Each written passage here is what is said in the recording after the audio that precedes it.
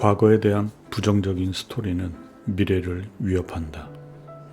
16세 때 나는 어머니와 두 남동생과 함께 아이다호주 선벨리에 사는 가까운 지인 마이클 바커를 방문하려고 길을 나섰다. 5시간 동안 운전해야 하는 거리를 절반쯤 지난 저녁 시간이었다. 운전을 하시던 어머니가 피곤하다고 하셨다. 이제 막 운전을 배운 나는 기회를 놓칠세라 내가 운전을 하겠다고 나섰다.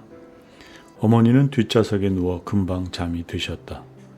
내가 차를 몬 지 몇 분도 채 되지 않았을 때 건설 현장이 나타났다. 깜빡거리는 불빛이 왼쪽 차선으로 가라고 신호를 보내고 있었다.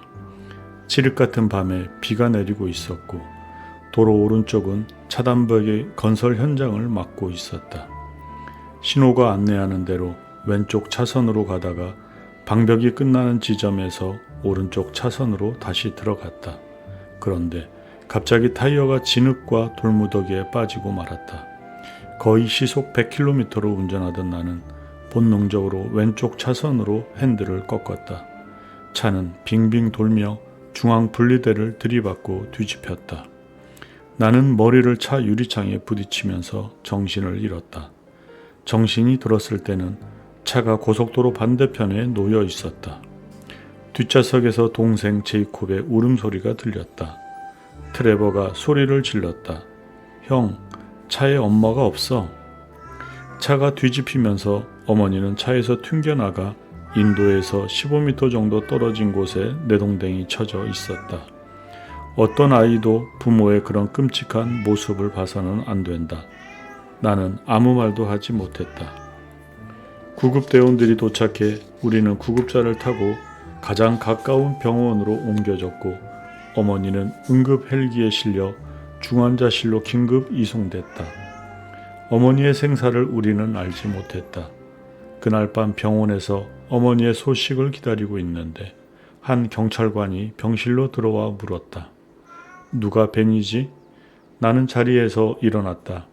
그런데 내가 베고 있던 베개를 보니 머리카락이 한 움큼 빠져 있었다. 당황하는 나를 보고 경찰관은 충격을 받으면 머리카락이 빠질 수 있다고 설명해 주었다. 그는 나를 한쪽으로 데리고 가서 이렇게 말했다. 얘야, 정말 큰일 날 뻔했구나. 너희 어머니 상황이 지금 어떤지는 나도 모르겠다. 하지만 지금 너는 이 사건을 어떻게 처리해야 할지 결정해야 한단다. 경찰관은 야간에 건설 현장을 점검해야 하는 담당자가 현장에 없었다고 말했다. 건설 현장을 맡고 있던 방벽이 거의 140m 이상 무너져 있었기 때문에 담당자가 상황을 점검해 방벽을 복구했어야 했다.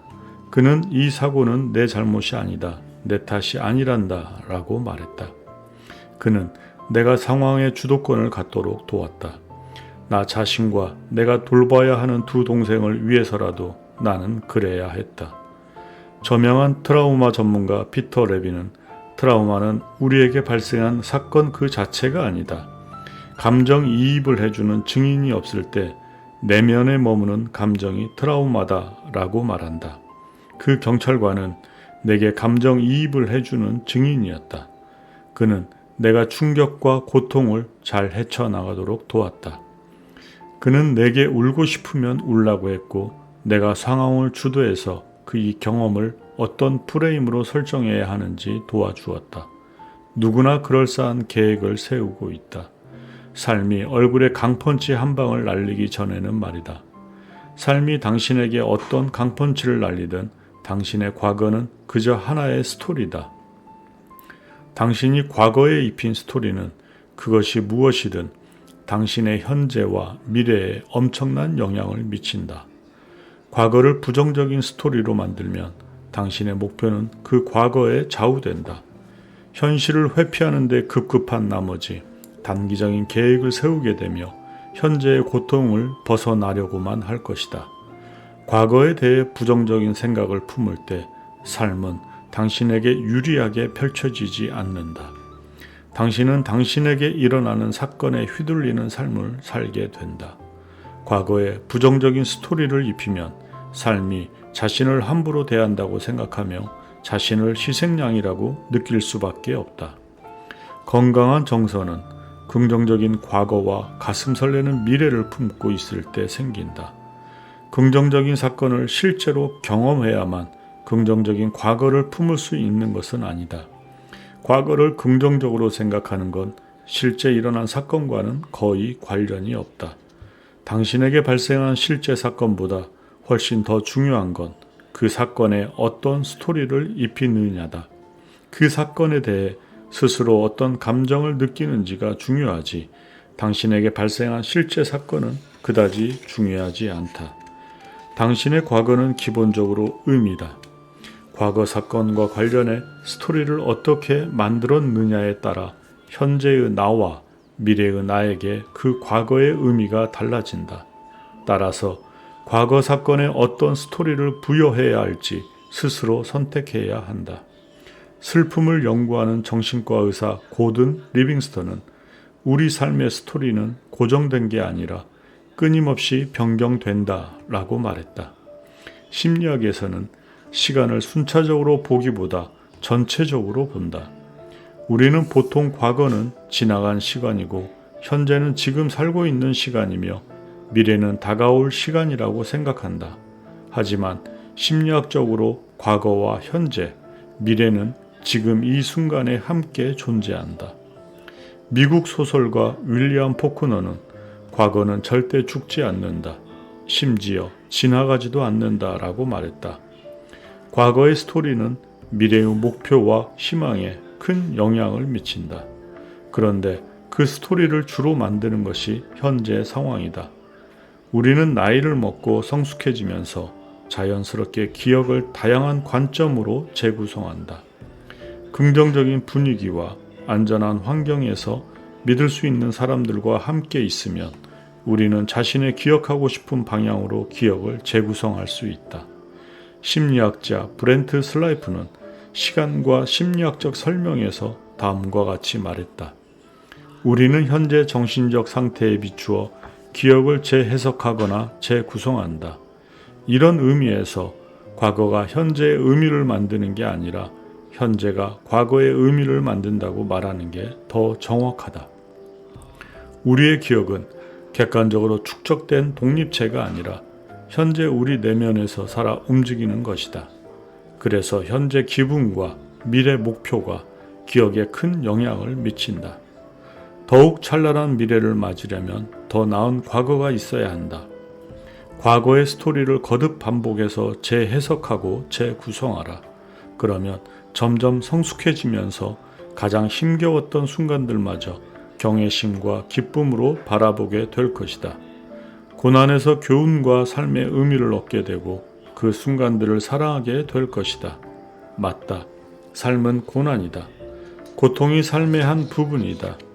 사회적, 경제적 위치나 인종 등 여러 요인과 상관없이 누구나 살아가면서 엄청난 감정적 고통을 경험한다. 실망스러운 일을 겪고 꿈이 무참히 짓밟히고 기대가 무너진다. 몹시 충격적인 사건이 일어나기도 한다. 가혹한 말이나 비난이 아무렇지도 않게 쏟아진다. 게다가 자기 실수로 인한 트라우마도 생긴다. 고통과 혼돈을 어떻게 처리하느냐가 미래의 내가 어떤 모습이 될지에 큰 영향을 미친다.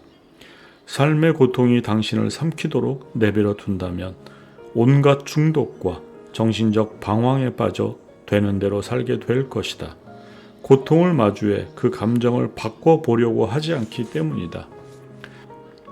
고통과 상처는 목표라는 렌즈로 들여다보면 놀라울 정도로 설득력 있는 교사가 된다. 가장 힘겨웠던 순간들이 삶의 진정한 교훈을 주며 숭고한 일에 전념하게 만든다.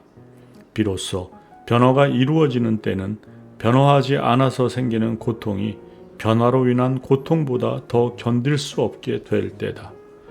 과거의 경험을 재구성하는 데는 수년 혹은 수십 년이 걸릴 수 있지만 당장 한순간에 그 경험을 바꿔놓을 수도 있다. 생명력은 당신 내면에 있다. 과거의 경험을 유익을 주는 방향으로 해석하려면 의도적인 연습이 필요하다.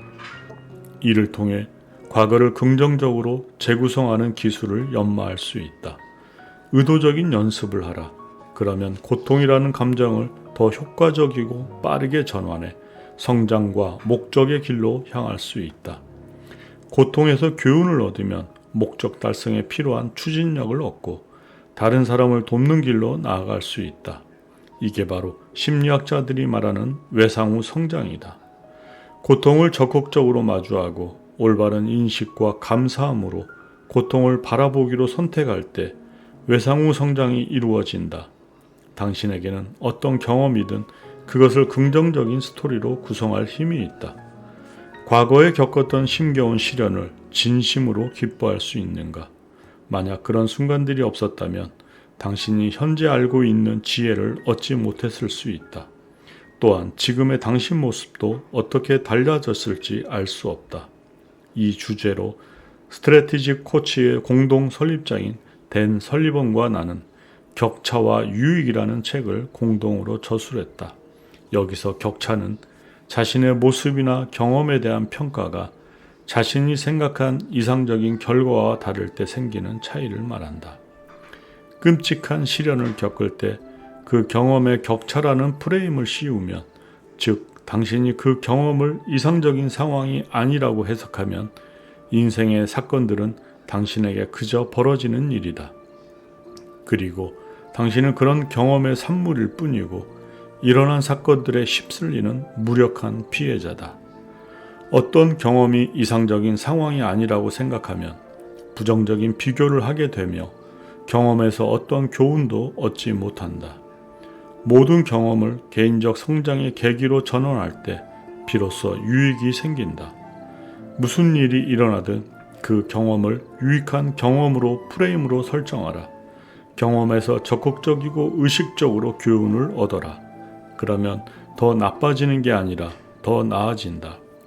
끔찍한 시련을 겪을 때 그 경험을 유익한 경험이라는 프레임으로 설정하면 인생의 사건들은 당신에게 유리하게 펼쳐진다.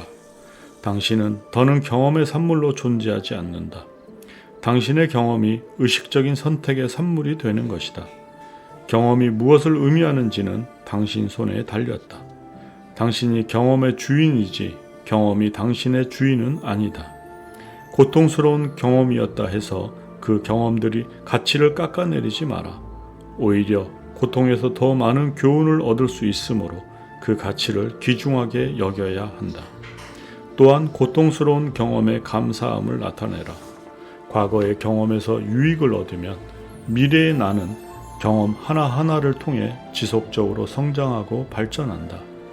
과거의 경험에서 유익을 찾는다면 예전보다 아는 게 더 많아진다. 더욱 탁월한 관점이 생기며 원대한 목표를 세우게 될 것이다. 그리고 공감 능력도 향상된다. 미래의 나는 과거 덕분에 더 탄탄한 기반을 갖춘다. 끔찍한 사고를 당한 어머니는 몇 주 동안 혼수 상태에 있었다. 하지만 천만다행으로 목숨을 건졌다. 어머니는 1년 이상 전신 깁스를 하고 있었다.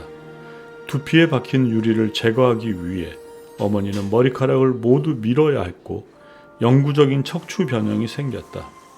20년이 지난 지금도 어머니는 지속적으로 극심한 통증에 시달린다. 혼수 상태에 있을 때 어머니는 자신이 죽었다고 생각했다. 어머니는 새 아들을 키울 수 있도록 생명을 다시 달라고 신께 기도했다. 의식을 되찾았을 때 어머니는 자신이 살아나는 것에 대해 깊은 목적의식을 가지고 있었다. 어머니를 돌본 간호사들이 어머니의 긍정적인 태도를 보며 놀라는 일이 한두 번이 아니었다. 극심한 고통이 쉴 새 없이 밀려와도 어머니는 살아난 것에 감사했다. 우리 가족은 그 사고에 대한 후유증으로 몇 년 동안 힘겨운 나날을 보냈다. 하지만 어머니는 삶의 목적을 확고히 해준 긍정적인 경험으로 그 사건을 해석하기로 선택했다. 어머니는 대부분의 사람이 당연하게 여기는 사소한 일들까지도 감사하게 생각했다. 사람들이 어떤 처지에 있든, 과거가 어땠든, 현재 모습이 어떻든 아무도 차별하지 않고 모두를 기꺼이 받아들이기 시작했다. 어머니는 모든 사람에게 놀라운 동정심과 관심을 나타낸다. 어머니는 과거에 일어난 일 때문에 더 나빠진 게 아니라 더 나아졌다. 미래의 나를 위협하는 두 번째 요인은 과거를 부정적인 스토리로 만드는 것이다. 부정적인 과거는 미래를 제약한다. 과거는 의미다. 과거는 스토리다. 그 스토리를 어떻게 구성하느냐가 미래에 나에게 절대적인 영향을 미친다.